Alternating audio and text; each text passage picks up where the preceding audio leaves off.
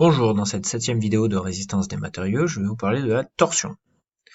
Alors pour être en torsion, attention, il faut le retenir par cœur, il faut avoir un moment qui est parallèle à la fibre neutre, c'est-à-dire la ligne moyenne, et ce moment, on l'avait vu dans la vidéo numéro 3, est noté MT comme moment de torsion. On prend la figure ici de la pièce complète, laquelle est soumise à deux moments à ses extrémités. Forcément, ils sont identiques et opposés pour que la pièce puisse être à l'équilibre. Ensuite, on coupe la pièce pour étudier ce qu'on a à l'intérieur, comme d'habitude. Et là, on voit le fameux moment de torsion, MT.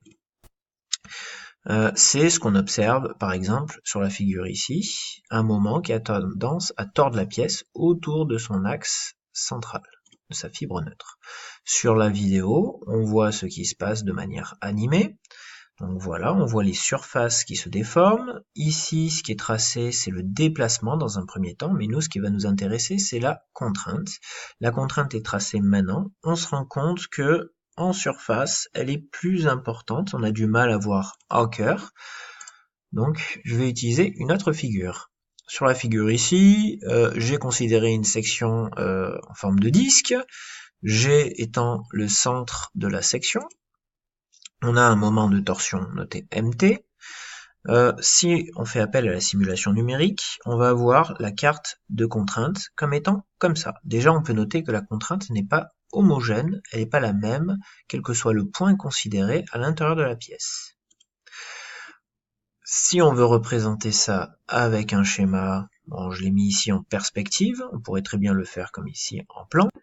D'après la simulation numérique, on voit que la contrainte, elle est bleue, donc les valeurs les plus faibles au niveau de la fibre neutre, de l'axe de la fibre neutre, et par contre, on se rend compte que sa valeur augmente au fur et à mesure, elle est maximum en surface.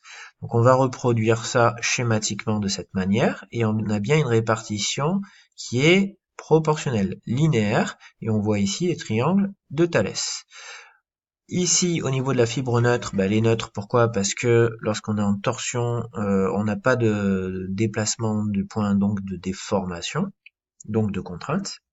Et elle est maximale. Ces déplacements sont maximaux en surface, donc la contrainte va être maximale en surface.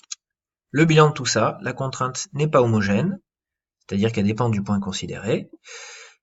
Elle est proportionnelle à la distance à la fibre neutre, donc elle sera maximale au niveau de la surface. Plus on s'éloigne, plus cette contrainte est importante.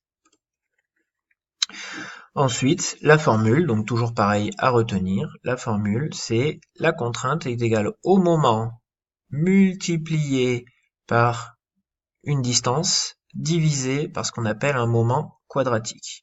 Alors pour être dans les unités qui vont bien, on veut une contrainte en mégapascal, il faut avoir les unités de force en newton, et les unités de distance en millimètres. Donc là, ce sont en newton millimètres pour le moment. La distance est prise en millimètres.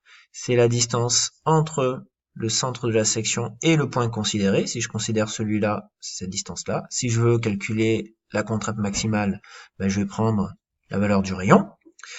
Et ce fameux moment quadratique, ce n'est pas un moment de force, mais ça représente comment la matière est répartie, grosso modo, par rapport à la fibre neutre.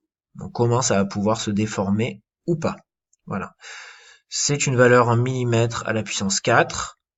D'une manière générale, ce qu'il faut retenir de ce moment quadratique, c'est qu'on vous donnera soit sa valeur dans des exercices, soit une formule qui prend en compte le rayon, par exemple, pour pouvoir le calculer.